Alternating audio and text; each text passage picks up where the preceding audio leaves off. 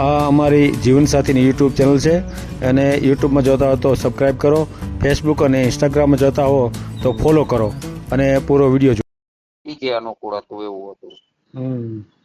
એટલે એ બેન ને પછી નહોતી અનુકૂળ આવતી એવું બધું રહેવાનું બધું, એટલે પછી પ્રશાંતભાઈ ડિવોર્સ લઈને અહીંયા આવી ગયા રાજકોટ. એમાં શું મારા રિલેટિવ છે એટલે એના ફાધર મધર બંને એક્સપાયર થઈ ગયા. એટલે મેં પછી એને અહીંયા બોલાવ્યા કે તમે રાજકોટ આવો એમ. ખોટા ન્યા રહીને એકલા ડિપ્રેશનમાં રહેવું, એકલા હોય એટલે એટલા માટે. એમાં શું છે, મારા ફાધર ને એમના ફાધર વર્ષોથી મિત્ર હતા. ઘણા સમય પહેલા મારા ફાધર જીઈબી માં હતા. આ ચેનલ જીવનસાથી શોધવામાં સરળતા રહે એટલા માટે બનાવવામાં આવેલ છે અને આમાં કોઈ ચાર્જ લેવામાં આવતો નથી. એ અમારી સાથે વાત કરશો તો તેનો વિડીયો યુટ્યુબમાં મૂકવામાં આવશે.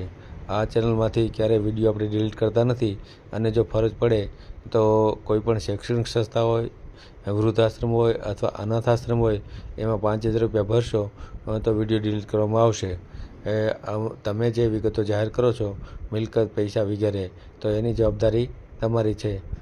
તમે નામ, નંબર, ફોટા, વિડીયો વગેરે જાહેર કરો છો એની જવાબદારી પણ તમારી છે અને છેતરપિંડીથી સાવધાન રહેવું. હેલો. હેલો. હા, નમસ્તે સર. હા, નમસ્તે. સર, અપૂર્વ દવે બોલું છું રાજકોટથી. હા, બોલો. અને સર, એક પ્રશાંતભાઈ ઠકરાર મારા રિલેટિવ છે, એમની બાયોડેટા તમને મોકલી હતી, એ બાબતે વાત કરવાની હતી. એવી રીતે કોઈ એમના સગપણ માટે મેં કીધું. હા હા, બાયોડેટા મોકલ્યો છે ને, જોઈ લે, કાંઈ વાંધો નહીં. હા, આ નંબરમાં તમને વોટ્સઅપ કરેલી છે. હા હા હા. બરોબર ને? હા હા, કાંઈ વાંધો, જોઈ લઈશ.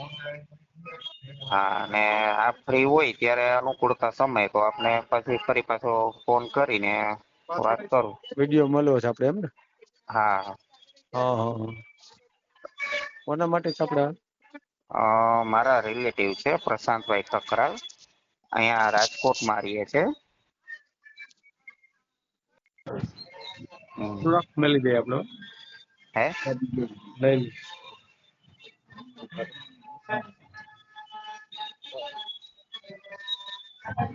બોલો તો, નામ બોલો તો, ભાઈ શું નામ? પ્રશાંતભાઈ ઠકરાર, પ્રશાંતભાઈ જયંતિભાઈ ઠકરાર.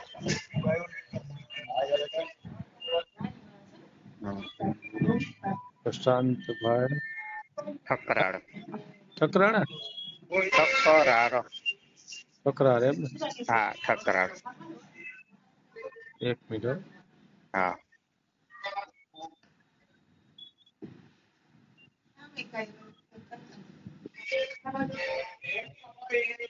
રહેવાનું ક્યાં?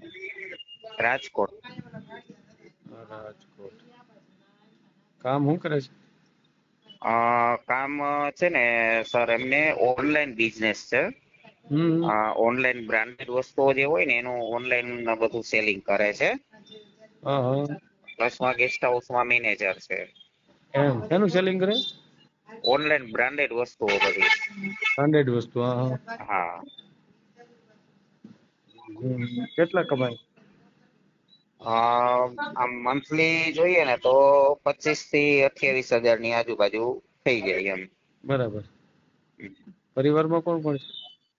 પરિવારમાં એમના ફાધર મધર બંને એક્સપાયર થઈ ગયા છે. અને એમના એક સિસ્ટર છે, બેન છે, એ સાસરે છે વેરાવળ, એકલા સોમનાથ જ પાસે. છે? હા, ભાઈ અત્યારે એકલા છે. મકાન ઘરના છે? હે? મકાન ઘરના છે? ના, અત્યારે અહીંયા રેન્ટ ઉપર છે, પણ વિચાર છે લેવાનો કે ભાઈ રાજકોટ સેટ થઈ જાય વ્યવસ્થિત રીતે તો આપણે લઈએ એમ. મૂળ વતન કયું છે એમનું? મૂળ વતન કોડીનાર. બરાબર છે. ત્યાં કાંઈ જમીન કે એવું કાંઈ છે? ના, ત્યાં એને મકાન ને દુકાન ને બધું હતું, શોરૂમ હતો ઇલેક્ટ્રોનિક નો. અત્યારે ત્યાં નથી, પણ અહીંયા લોધિકા છે ને, લોધિકા ત્યાં ઇન્ડસ્ટ્રીયલ પ્લોટ એક છે, લોધિકા ગામમાં. લોધિકા રોડ ઉપર. બરાબર. ઉંમર કેટલી થઈ? ઉંમર અત્યારે 44, 45 છે. અગાઉ લગ્ન થયા હતા?